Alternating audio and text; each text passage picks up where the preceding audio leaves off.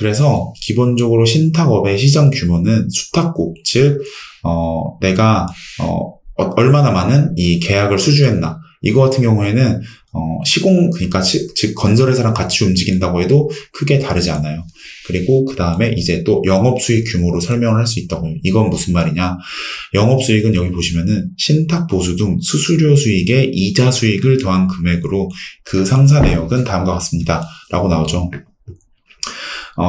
어쨌든 여기서는 신탁 보수, 즉 여기 있는 것처럼 이 수익자 해서 내가 이 일종의 이 프로젝트 매니지먼트를 하면서 내가 받는 이 신탁 보수, 이자에 대한 이 수수료를 받는 거고요. 이거 말고도 신탁사는 기본적으로 금융회사이기 때문에 이자 수익도 당연히 발생하게 되어 있어요. 그래서 이렇게 보시면 될 것 같고, 그래서 여기 있는 게 수탁고의 경우 신탁회사가 수탁하고 있는 자산 규모를 파악하는 데 도움이 되나, 이 신탁 유형별로 수수료의 방식과 그리고 이런 자산 금액이 다 상이하므로 수탁고 자체만으로 이제 회사의 규모는 볼 수 없다라는 거를 말씀을 드리고요.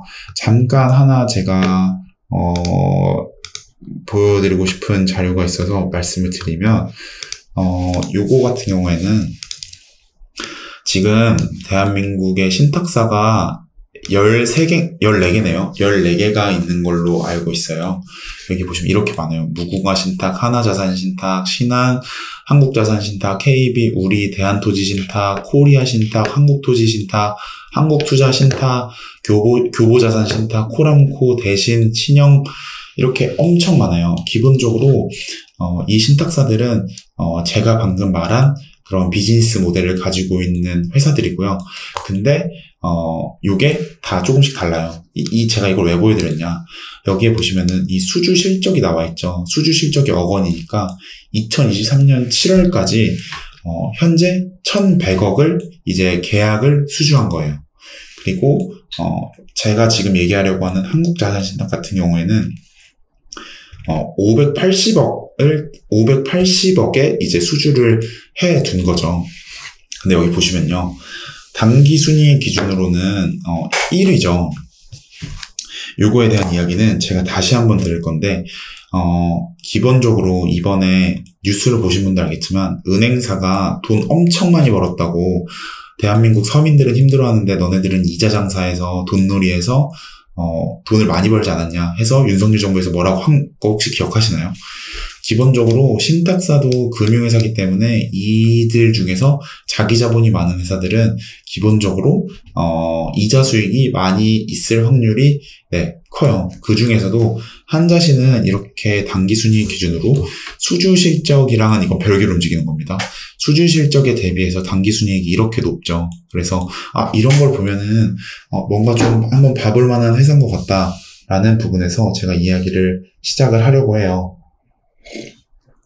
그래서 보시면은 신탁사는 이런 사업을 하는 이런 비즈니스를 하는 회사다라는 거고요. 자, 그러면은 우리가 신탁사에서 봐야 되는 거는 크게 이 토지 신탁에 대해서 봐야 해요. 자, 그러면은 아까 제가 잠깐 보여드린 이 그림을 이따 다시 보여드릴게요. 이 그림은 제가 여기다가 잠깐 줄여놓고 이따가 다시 보여드릴게요.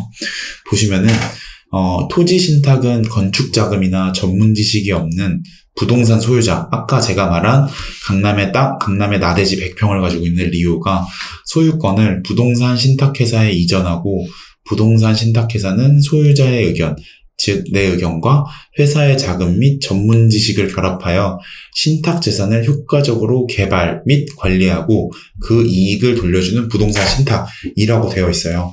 그래서 부동산 이 신탁에는 진짜 여러 가지 신탁 방식이 있는데 그거 우리가 신탁업계에서 일하는 현업에 있는 종사자들이 아니니 큰 맥락에서 우리는 투자 포인트만 보면 되는 투자자잖아요. 그래서 이해하기 가장 쉬운 부분을, 그리고 이해하기 가장 쉽지만 가장 중요하고 가장 나름 큰 회사에서 많은 비중을 차지하고 있는 이 토지 신탁에 대해 얘기를 하려고 해요.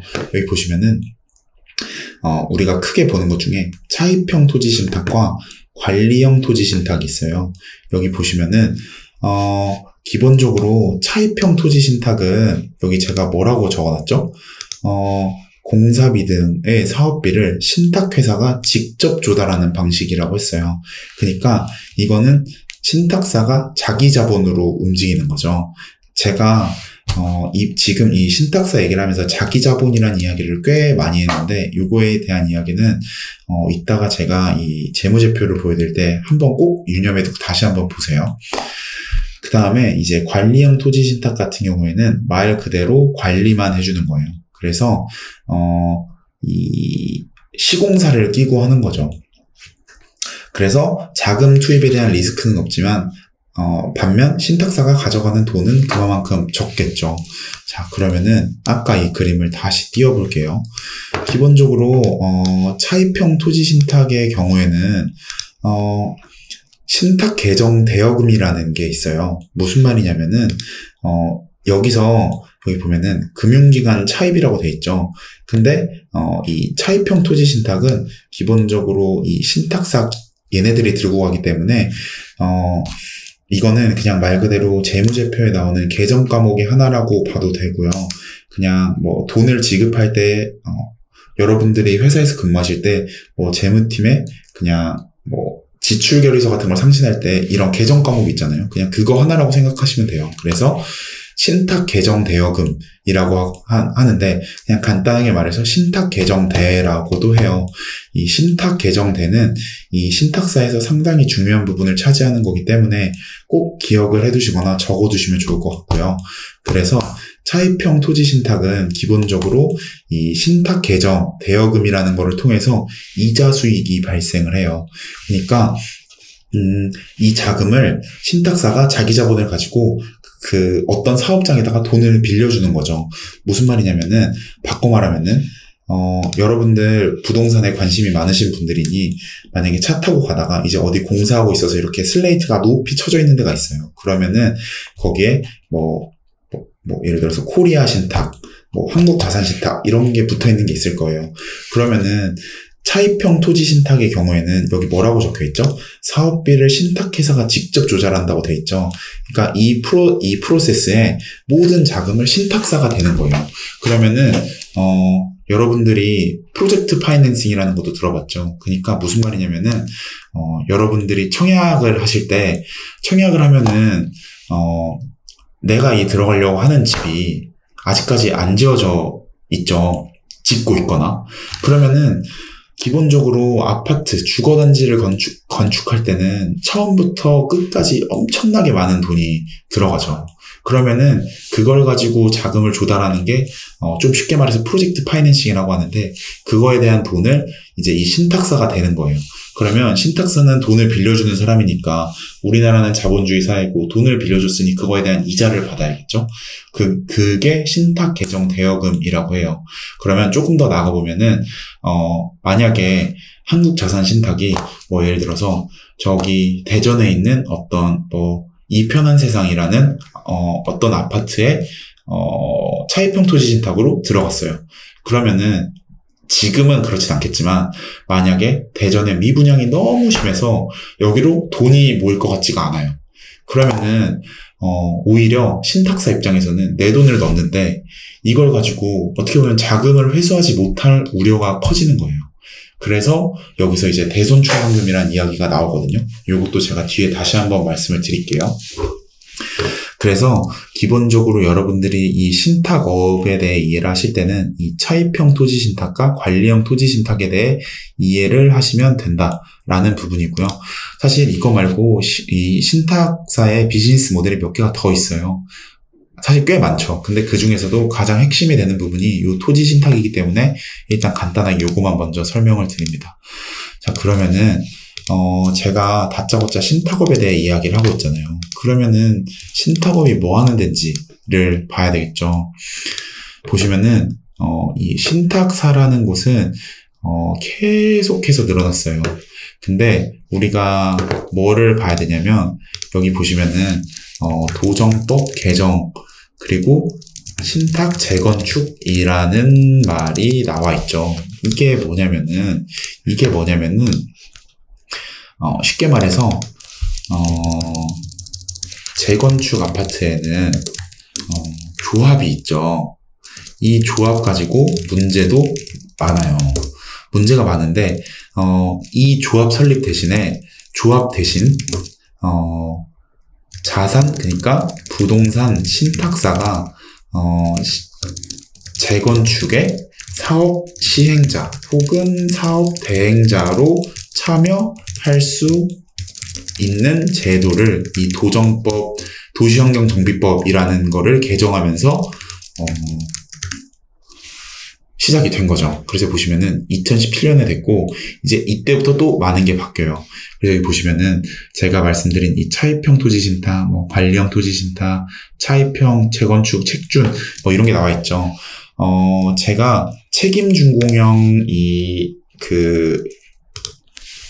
여기 있는 관리형 토지신탁에 대해서 잠깐 한번 말씀을 드려보려고 하는데, 이거는 기본적으로 뭐냐면요.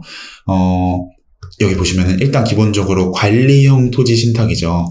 관리형 토지신탁이니까 이게 뭔지 좀 생각해보기 쉬울 거예요. 기본적으로 책임준공형 관리형 토지신탁은 잠깐 설명을 드리면은 제가 여기 적어볼게요. 책준 관리형 토지신탁이라고 하는 거는 시공사가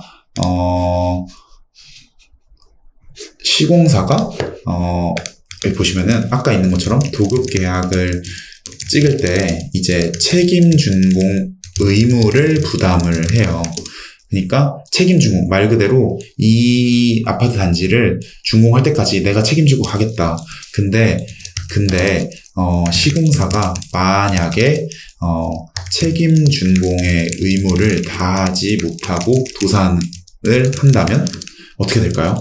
그러면은 진짜 말 그대로 큰일 나겠죠. 그래서 신탁사가 시공사가 의무 이행을 못할 걸 대비해서 책임 준공 의무를 대신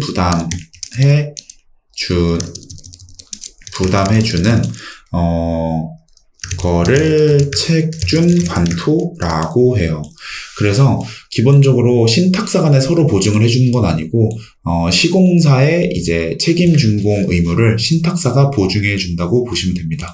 그래서 이거를 또 거꾸로 보면은 금융기관 입장, 이게 왜 그러면은 이 책임 준공이라는 말이 왜 나왔냐?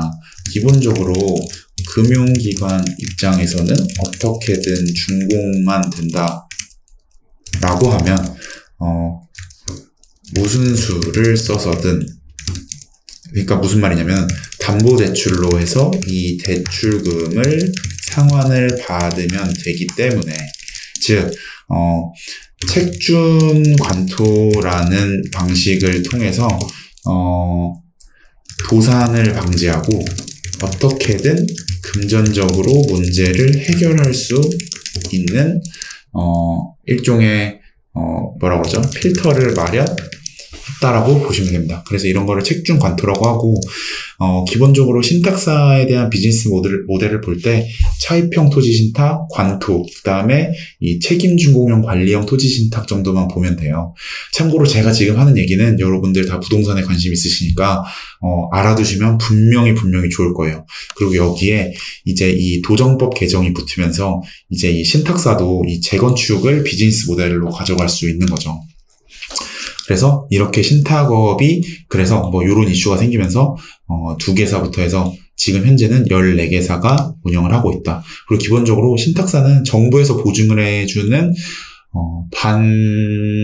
약간 공공성이 짙은 금융기관이라고 봐도 무방할 것 같더라고요. 그래서 이렇게 보시면 되고, 그러면은 아까 제가 말씀드린 이 차입형 토지신탁에 대해서 잠깐 다시 한번 말씀을 드리면은, 기본적으로 이 디벨로퍼라고 하죠. 그러니까 시행사를 디벨로퍼라고도 하는데, 이 토지물세 계약 체결은 아까 저 강남에 100평 땅을 가지고 있는 리오라는 사람이 나 말고 또 있는지, 이런 사람이 몇 명이 더 있는지를 찾아보는 거고, 그래서 이 자금 조달의 방식을 가지고 관토와 차입형 토지신탁으로 나눠요.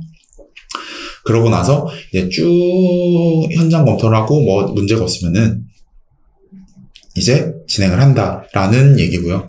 그래서 이런 프로세스는 제가 말씀드렸던 내용을 그냥 이렇게 좀 말 그대로 업무 프로세스에 맞춰서 절차로 나눠놨다.